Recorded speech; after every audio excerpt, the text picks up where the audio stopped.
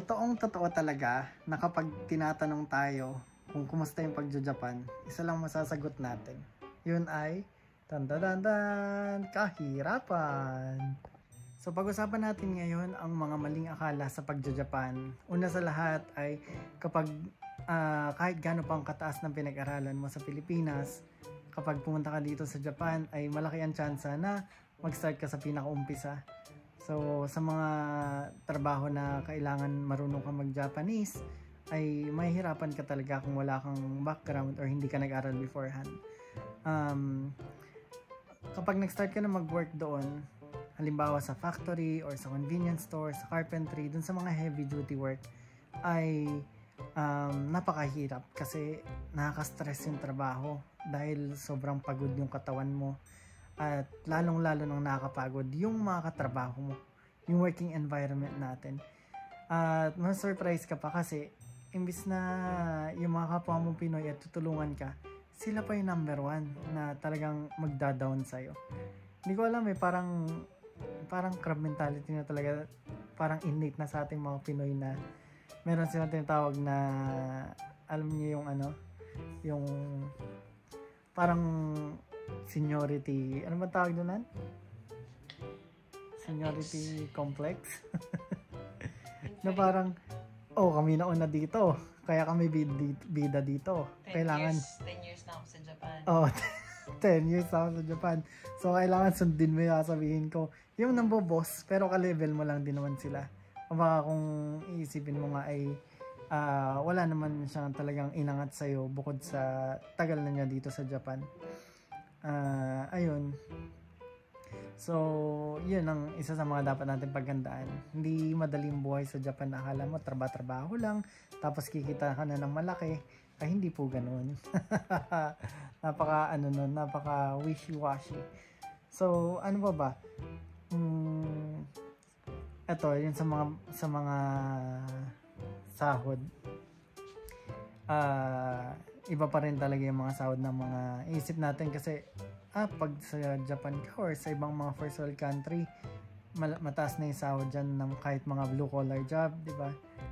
Pero ang totoo, hindi talaga ganun. Kapareho pa rin na pag blue collar ka, hindi ganun talaga kataas ang sahod at kailangan mo talaga ma-work your way up talaga.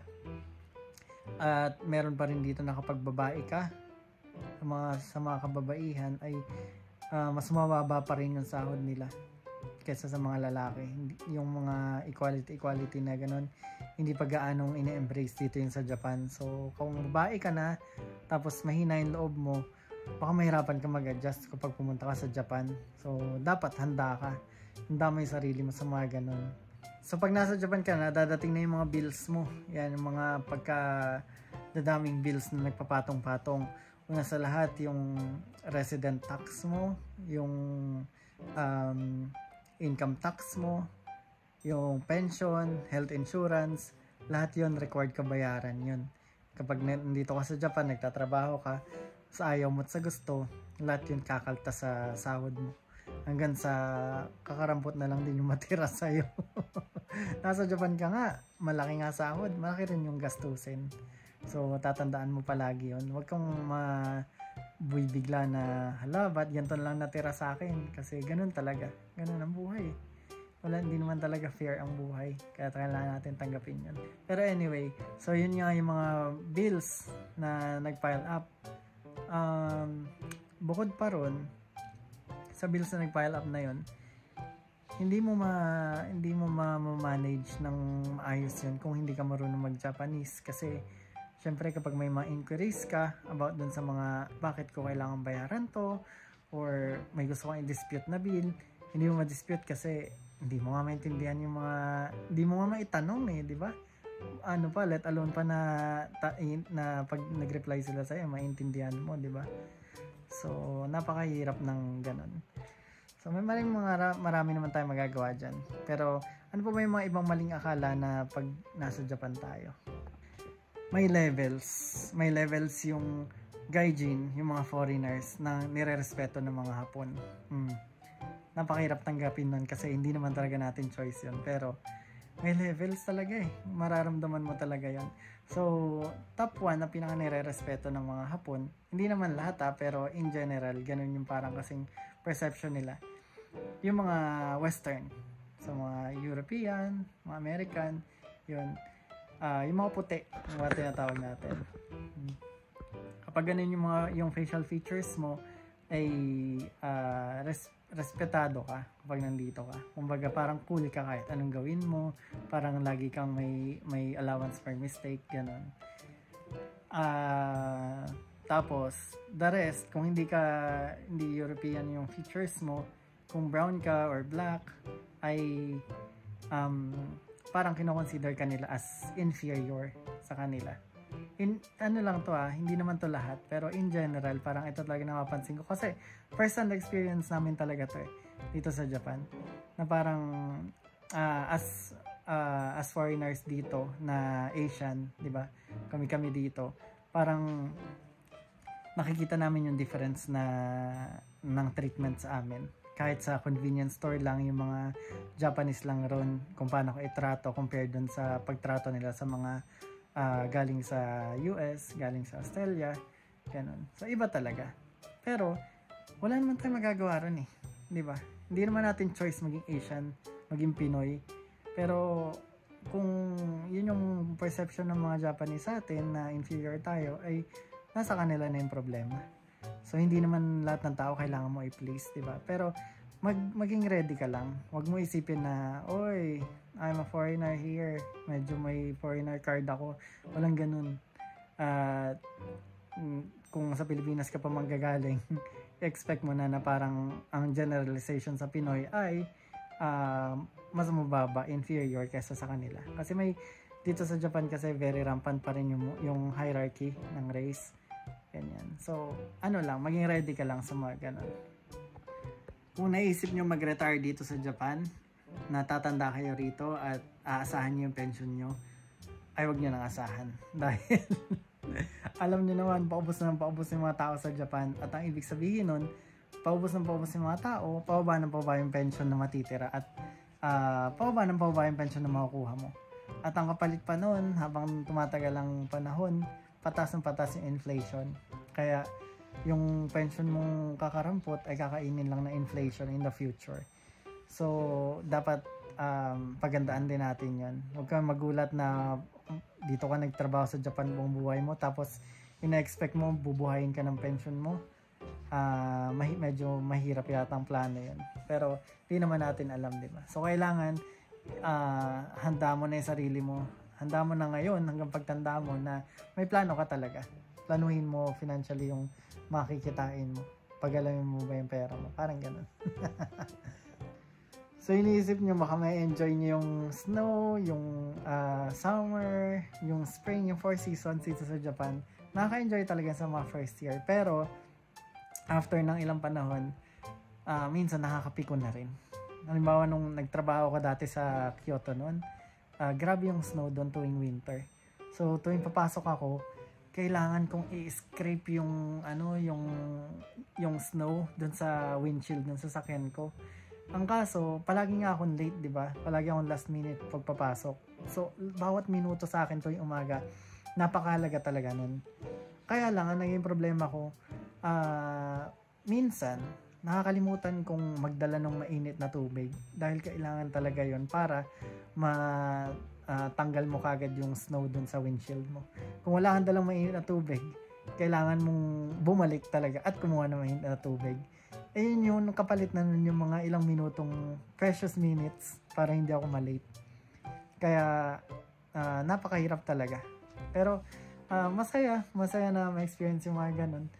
Lalo nung first time kong naka-experience ng snow, grabe talaga, parang umuulan ng snow, pero sobrang tahimik, hindi ko naririnig na pumapatak sila, pero pumapatak talaga, ang dami, grabe. So nakaka-enjoy. Pero pag extreme din na matagal, parang hindi na rin nakaka-enjoy. So pagandaan mo lang na ganun, baka in the future ma-disappoint ka rin. At least alam mo na, diba? Lalo pag summer dito, mainit din, pero ibang level yung init dito kasi may kasamang humidity, yung grabe talaga yung lagkit. Sobrang lagkit na parang Ano man tawag doon? Yung kakanin na lalagyan ng buko. Parang palitaw, yun, yung ganun. So, paghandaan mo rin yung mga ganun, di ba? So, yun yung mga akala natin ay maging maganda pagpunta mo sa Japan, pero ay mabibigla ka dahil sa kung ano-anong mararamdaman mong kabaliktaran. Pero may mga magagawa tayo dyan. So yun naman pag-usapan natin. Ano yung mga magagawa natin para naman hindi tayo ma-disappoint dito sa pagpunta natin Japan. Plano mo naman pumunta, di ba? So maganda pa na experience yan. So hindi mo kailangang maging kaibigan lahat ng tao. Okay? Lalo sa work mo. Kahit ano pang lahi niyan, Japanese ba yan, Brazilian pa yan, o Pinoy pa yan, kung hindi ka trip, hindi kayo nagja-jive, hindi mo kailangan maging kaibigan yun. Hindi mo mape-please lahat ng tao eh. So, kapag may mga workmate ka na toxic, ganun, tapos feeling mo wala ka naman choice eh, kasi yun na yung work mo eh. For the meantime, di ba? So, hindi mo naman sila kailangan maging kaibigan at hindi mo sila kailangan i-please. Tandaan mo, hindi ka naman maging tagapagmana ng kumpanya dyan. Kaya, huwag mong masyadong galingan sa work. Saktuhan mo lang. Kasi alam niyo sa Japan, kapag ginagalingan mo sa work, hindi naman tinataas yung sahod mo eh. Dagdagan na yung trabaho mo. Ganun. Kaya ingat-ingat din. Tatansyahin mo lang kung kailan mo talaga kailangan galingan. Tansyahin mo lang din kung kailangan mong pa 3 times ka lang. Di ba? Ganun lang. Ngayon, kapag mababa naman yung sahod natin, di ba parang feeling mo hindi enough, mag-arubaito ka or mag-part-time ka. Marami ka namang makukuha dyan na pwede ka magtrabaho sa kombini. Hindi mo naman kailangan mag-Japanese eh. Pwedeng sa restaurant, halimbawa, dishwasher ka lang muna, ganun, di ba? Hindi lang as mababa ha. Sinasabi ko lang na dishwasher na yun lang yung gagawin mo. Tapos kikita ka na. Hindi mo kailangan magsalta ng Nihongo. Yun yung meant ko ron. So, maraming ways para kumita. Magturo ka ng English. Kung trip mo magturo, na-enjoy mo yun, pwede naman.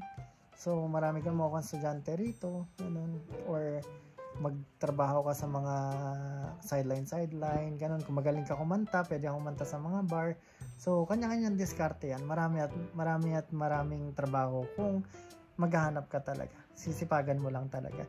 So, kahit hindi sumasapat yung full-time job mo, pwede mo yung habulin gamit yung mga part-time job para makaipon ka at mabayaran mo lahat ng bills mo.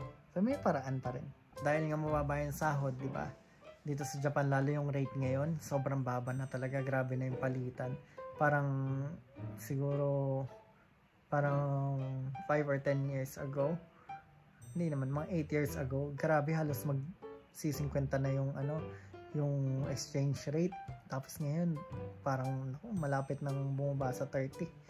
Hindi naman. Pero, di ba, grabe yung laki ng binaba. So, dahil mababa na yung ganun, isipin mo palagi na mag-GG ka sa inflation. Kaya kailangan, ngayon malakas ka pa, kung kaya mo kumita ng malaking pera, gamitin mo ng wasto yung pera mo. Mag-invest ka, mag-aaral ka, self-development ka, mag-try ka ng mga business na pwede mong gawin, at pagalawin mo talaga yung pera mo. Huwag mo ipunin.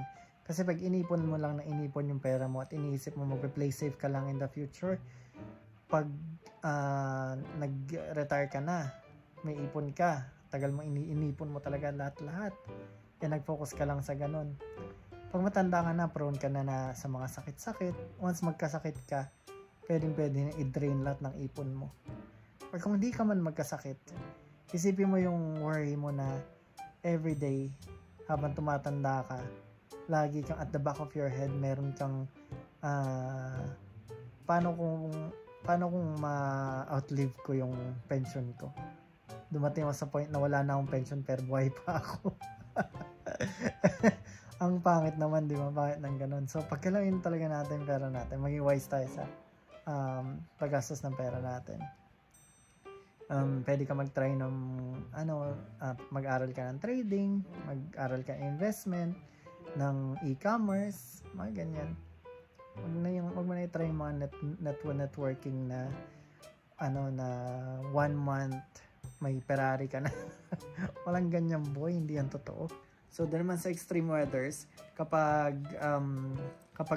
summer or winter talaga, grabe yung gamit mo ng aircon yan at heater.